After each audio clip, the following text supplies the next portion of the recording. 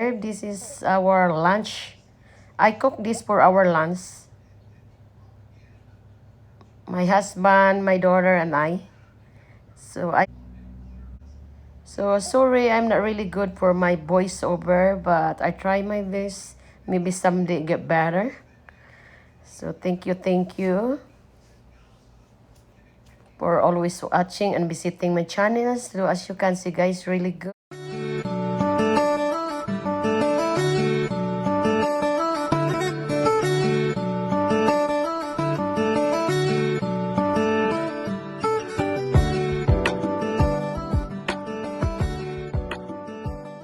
We're going to cook stir-fry tofu with breast chicken. So I add garlic powder, onion powder, black pepper, and also beef stock or beef powder, and salt.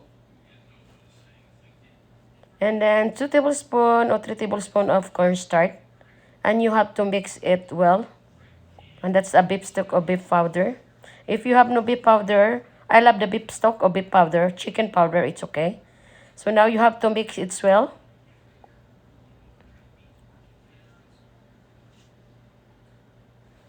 And the tofu slice cube, and I add salt. You have to gentle to it so it's not get mass. And then I oil, little bit of oil, maybe half cup of oil, so we can fry the tofu.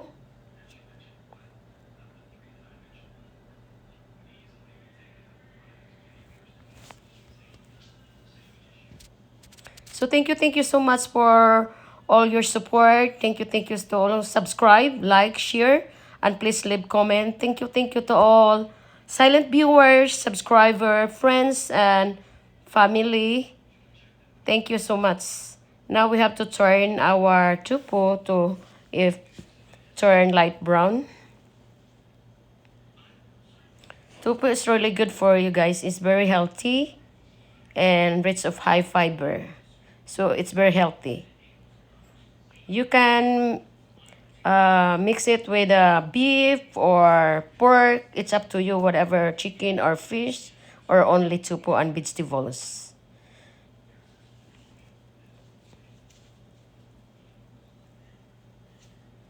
Or you can eat tofu only. It's up to you. With deep soy sauce, or you can make tofu kimchi. So you see that, guys, is the our tofu. It's look good, like brown already. So we have to put it aside. Then after this, we have to put our marinated chicken breast. It's the same process with the tofu.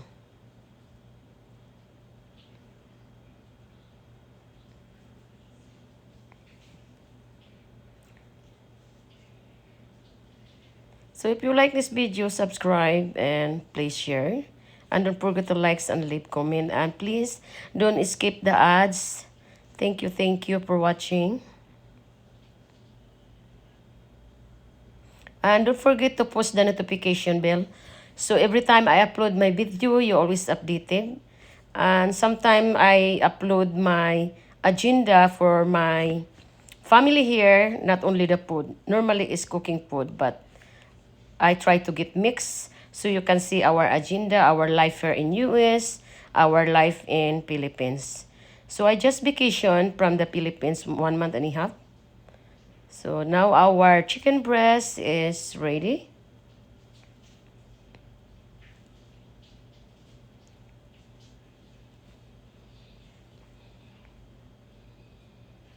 So next month is my 12 months, 1 year, my kidney transplant. Thank you to all the prayers. And thank you to our Almighty God, that and also my youngest daughter, who gave me another life, who gave me a donor her kidney. So now I stir fry 30 seconds the bell pepper, red pepper, and green pepper. Just 30 seconds. And also the onions.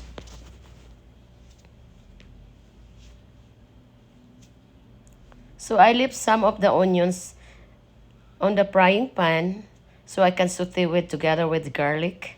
5 cloves of fresh chopped garlic or slice.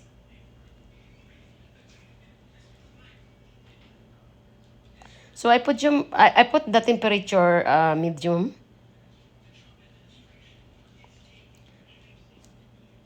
So now I put the chili or chili spicy, or we call siling labuyo in the Philippines. I add water, maybe 1.5 cups, and turn to boil it.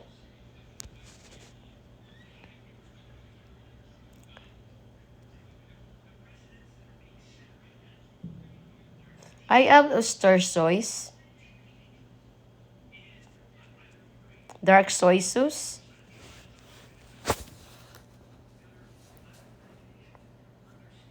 like 2 tablespoons.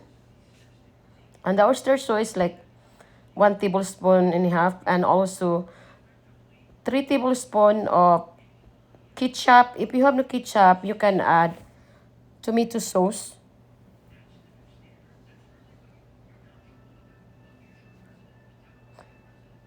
Black pepper, and also 3 tablespoons of brown sugar. Add 2 tablespoons, but I add another 1 tablespoon.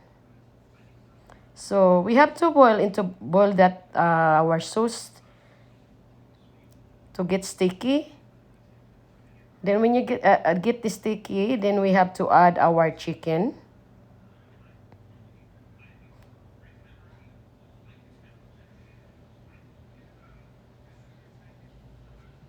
And bring to boil.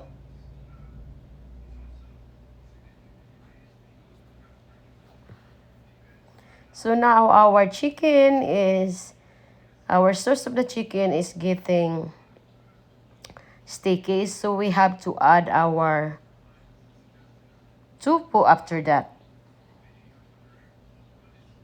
You have to try, guys. It's really good. Really good. It's so yummy. So now our tofu, it's ready. It's ready to add. So I add brown sugar.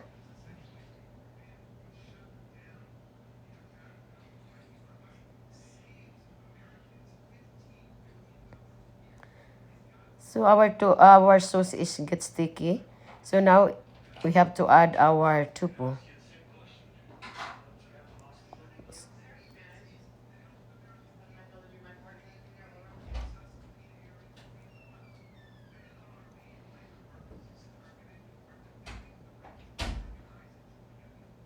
So tofu and the chicken breast is very healthy.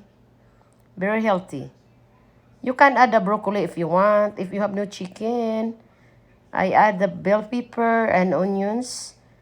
If you have no chicken, you can also put the meat like pork, beef, fish, or tofu with vegetable, and also I add scallion or onion chives. In other word is onion leaves. So now our stir-fry chicken tofu is ready to serve. Thank you, thank you. Don't forget to subscribe and don't forget to post the notification bell. So every time I upload my video, you're always updated. Again, thank you so much. And God bless.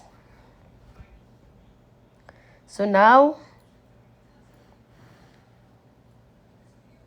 our food is ready to serve. This is our lunch. I cook this for our lunch. My husband, my daughter, and I. So I cook this